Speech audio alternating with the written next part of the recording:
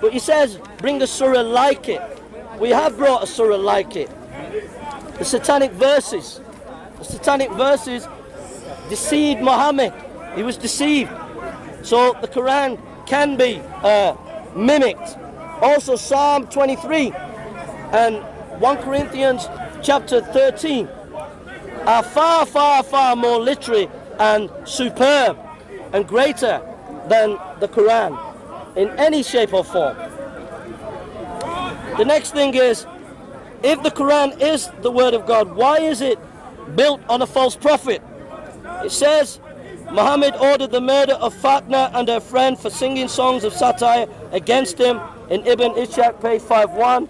Another young girl named Sarah was trampled to death mercilessly by a mounted soldier dispatched by Muhammad after she insulted him, 551. It says, Hamza Blint Marwan was slaughtered by one of Muhammad's soldiers solicited by him. Her crime, writing poetry that insulted him. She comment after hearing the deed was done, 2 goats will not butt their heads together as her passing. Page 676. If he is a true prophet, what's he going around getting people assassinated for? So the Quran can't be the word of God because it's built on a false prophet. Another example, when Muhammad went into the cave, he wanted to commit suicide.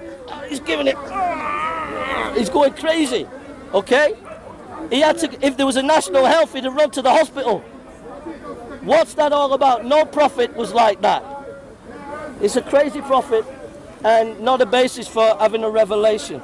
The other thing as well, it says the Quran was revealed by Gabriel to Muhammad on sticks, stones and bones. Where's the sticks, stones and bones? If the Quran is the word of God, where is the evidence of the sticks, stones and bones? I'll let it go, because he let me go. Bismillah. You see how crafty they are? We know them here. You see, we are debating, digress. If you can digress, we can come when we finish violence in the Quran or in the Bible. Then you'll be run away. Do you know if you read the Bible from Genesis to Revelation, you will desist from attacking Islam? You see, that's what they do. We have a topic here. The man is digressing. Let's go to the Bible. You see, I've got so many Bibles here. Last time, I asked Bob, he said, I believe in all of them. I said, look, you believe in all of them? Yes. I said, but here, this Bible said, King James Version, 32 scholars of highest eminence, they said, this one is not the authentic. And John 3:16, they took it out. For God so loved the world, that he gave his own begotten son, that whosoever believes him shall not perish but have eternal life. It's here. They took it out. The Christian scholars. Yeah, you never signed the Quran. Quran, you see, 114 surahs, as I said, 6,206 verses. But look at the Bible. Do you believe in all this Bible? I'm asking you, do you believe in this? So many Bibles. Look at them, chopping and changing, adding and deletion. Let's go to the Bible. I said the Bible. The Bible is replete with contradictions. It cannot be the word of God. No way. Now, I'm going to ask questions, and the answer I'll be giving will give a contradiction. First, the question is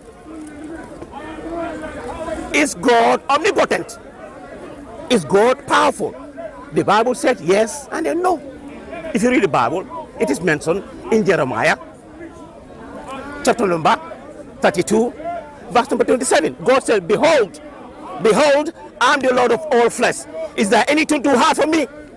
Here God said in the verse, he's omnipotent, he's all powerful. And in the Gospel of Matthew, chapter number 19, verse number 26 said, he said, but Jesus looked at them and said to them, with men, this is impossible. But with God, all things are possible. God is all powerful. But if you go to the book of Judges, chapter number 1, verse number 19 said, and the Lord was with Judah, and he drove out the inhabitants of the mountain, but could not drive out the inhabitants of the valley because they had chariots of iron. A blatant contradiction. Next question. Has anyone seen God? The Bible said yes and no. Incredible. These are the type of contradictions we want to see from the Quran. Has anyone seen God? The Bible said yes and then no. If you read the Bible, it is mentioned in the Gospel of John, chapter number 1, verse number 18. No one has seen God at any time. No one has seen God at any time. Same message repeated in the first epistle of John, chapter number 4, verse number 12. No one has seen God at any time. And in the book of Exodus, chapter number 33, verse number 20, God said to Moses, you cannot see my face, for no one may see me and live. So according to John, first epistle of John, and the book of Exodus, no one has seen God at any time.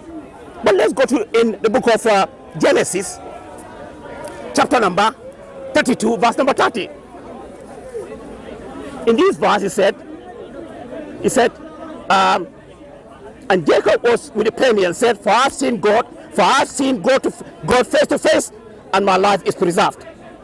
Also, in the book of Exodus, chapter number 33, verse number 11, says that, he said, and the Lord would speak to Moses face to face as a man would speak to his friend.